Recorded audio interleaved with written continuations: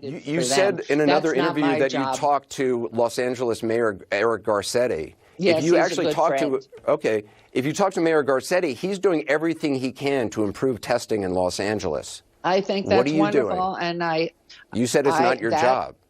Wait, no, it is not part of our job. That's part of our health department, part of our hospital jobs, our labs. Those are the ones who are the experienced, knowledgeable, so you're not rolling up your and have the sleeves, helping your health department to try to figure out. My days are so full. I am everywhere in the city trying to hold the hands of families and everyone else to get them back to work so they can pay for the food for their children and keep a roof over their head. And we are 2.3 million.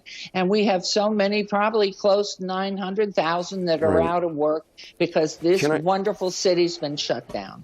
Can I, listen, again, I don't want to seem, I'm not, I understand your position, but I don't really understand your position because I think you see your position, I guess, because you have no control over the casinos and take no responsibility for it, you can call for whatever you want to call for. But the people who actually do have to be responsible for the health and safety of the people in those casinos and the employees that you say you care so much about. Absolutely. Right. Those people are saying the owners. It's not time for that yet. I want to just show you. No, they aren't.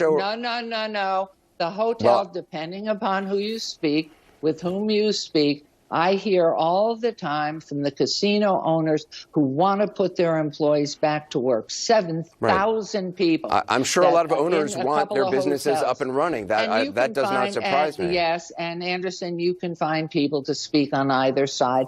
What's happened in this country is so much anger and the just governor everything says, being fanned. The governor says I admire our governor. And the governor says, unfortunately, I've known the mayor. I don't need politicians weighing in on what I am not a what's the best date would be. I am a politician. I need doctors and medical sound advice. No. And who are his people? And are they, in fact, the best that we can have? I'm assuming yes.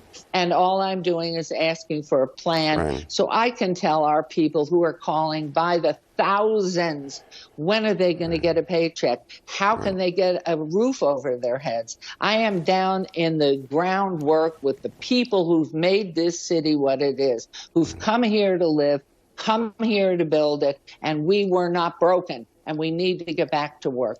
That's it. There's Chinese researchers have shown how this virus spreads, and I just want to put up for our viewers. I just want to put up for our viewers. This is a restaurant. Anderson, you are tough. No, I'm not We're talking. back to China. This isn't China. This is Las Vegas, Nevada. Wow. Okay, that's really ignorant. This is a restaurant, and the yellow circle. That's an ignorant statement. That's a restaurant, and yes, it's in China, but there are human beings too. That yellow is a person who is asymptomatic and infected.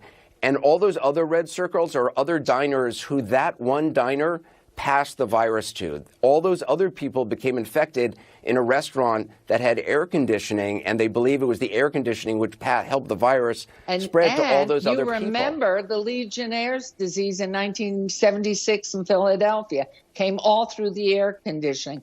You don't remember because you're younger. I do remember. Typhoid Mary, who I think passed away, well, anyway, during the late 30s, rode the buses, was a cook, and she was asymptomatic, and she spreaded a fear of getting typhoid, and she never showed a sign of it. And she lived most of her life quarantined. The reality was, I think 58 people passed away from typhoid. And so we're aware of this. We learned from history. We've had Ebola. We've had the West Nile. We've had polio. We've had these horrific, none of those were as infectious in Las Vegas. I mean, you didn't have people with Ebola on a casino floor.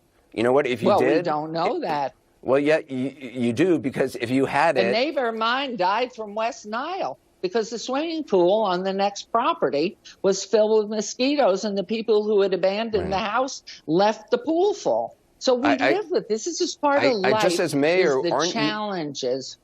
As mayor, are you not concerned when you see just that restaurant graphic, how air-conditioned spreads this and other people become infected? Yes, from Legionnaire's disease. That's just what I said. We lost a lot of people in that hotel who had gone ahead and been in the hotel and there were steps, it came through. Right, and there were steps to take to stop that by changing the air filtering, if my memory serves me correct, on Legionnaire's disease. There are not yet the steps to take with this other than social distancing. Right. So people do that. I mean, I love watching our people here. They're so careful. And even as we work every single day. I have not missed a day. And anybody who is in or comes into the office that needs an appointment or has an issue, they all are with their masks on, or we always enforce social distancing. And the office is absolutely pristine with germ-free. You're talking about your office. Well, hopefully everything in the building. We shut down the lobby, but we've not had a problem. But I mean, you know how look, Mayor, you love your city, and I get you want it to go back to work, and I totally get that. And you hear from people, and you're in a really tough position. I get it, but it just seems really irresponsible, given that you are actually have no responsibility or say over casinos or what happens on the Strip, that you're not out there doing anything about. You're not doing anything about trying to improve testing like your friend Mayor Garcetti is doing in Los Angeles, or improve contact tracing. You're simply sitting there and saying, get back to work, get these casinos open again.